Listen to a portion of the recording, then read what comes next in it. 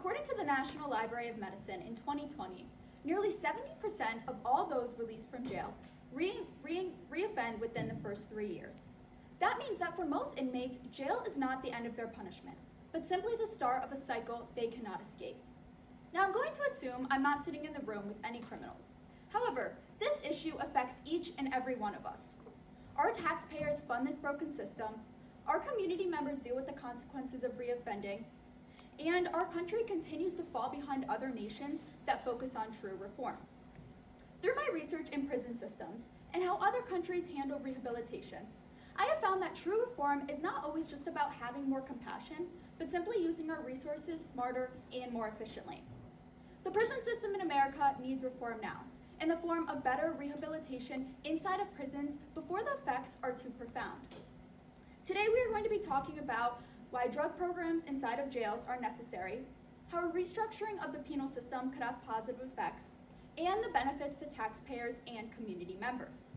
Which brings me to my first main point, which is that more inmates need access to drug programs inside of prisons. This is where we will discuss the problem. Too many inmates are addicted to drugs and simply not getting the help that they need or deserve. According to Gregory in 1992, 70 to 80% of all inmates in jails are addicted to drugs. And according to that same source, 80% of all crimes in America are committed by people on drugs, which points to the root cause of the high crime rates in America, substance abuse issues. And they're simply not getting the help that they need. According to Gregory in 1992 again, of those 70 to 80% addicted to drugs, only 10% are actually receiving in-jail care that they need to overcome these addictions.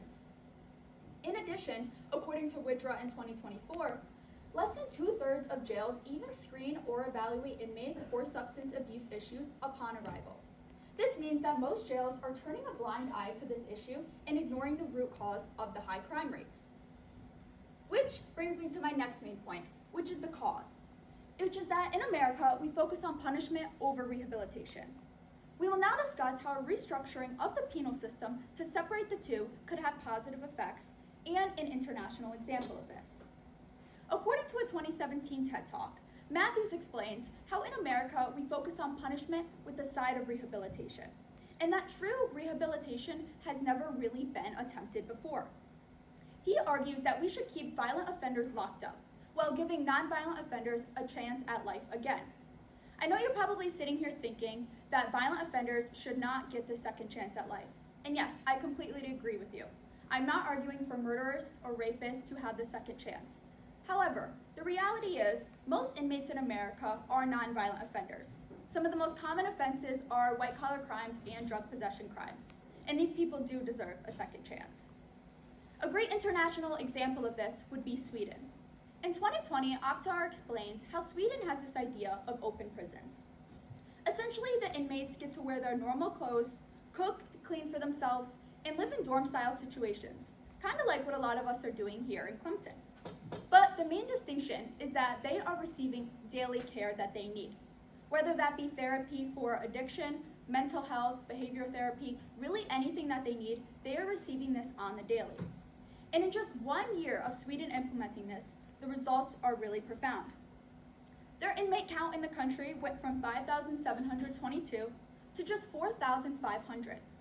And while in America we have way more than 5,000 inmates total, Sweden is a very peaceful country. Their recidivism rate is less than 16%, and in America ours is 70%, which means that 16% of people leaving Sweden prisons come back, opposed to our 70% in America, which is a huge difference. So perhaps if we implemented something very similar in America, we would see the same results. Which brings me to my last main point, which is that we need to prioritize rehab and community re-entry. We will now talk about proven results and solutions on how this can positively impact us and our communities. One of the greatest studies done to date was done in 1977 in New York. This was called the Stay and Out program, where essentially 1,000 male inmates and 500 female inmates were taken from their respective facilities across the state and brought to one. They were the experimental group, and then of course there was a control group. For 6 to 9 months, the experimental group was given daily therapy for drugs and substance abuse issues.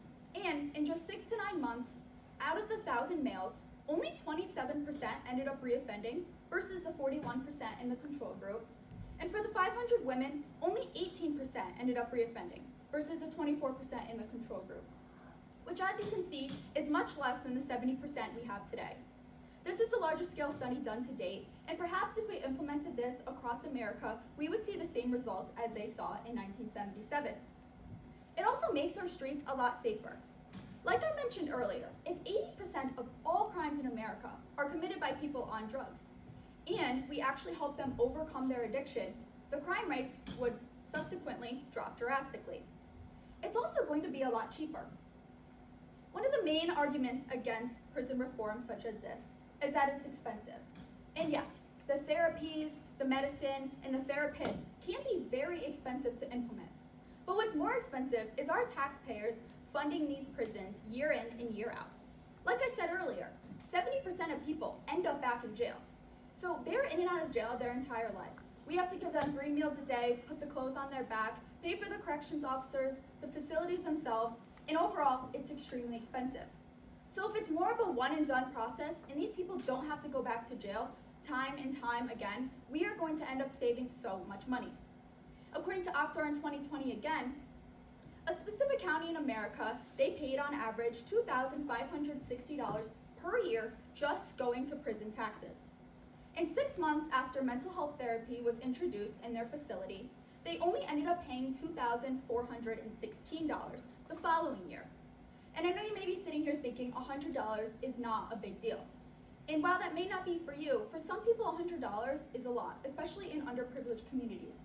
And imagine if we implemented this not just 6 months to a year, but 5, 10, 15, 20 years, the results would be profound over time.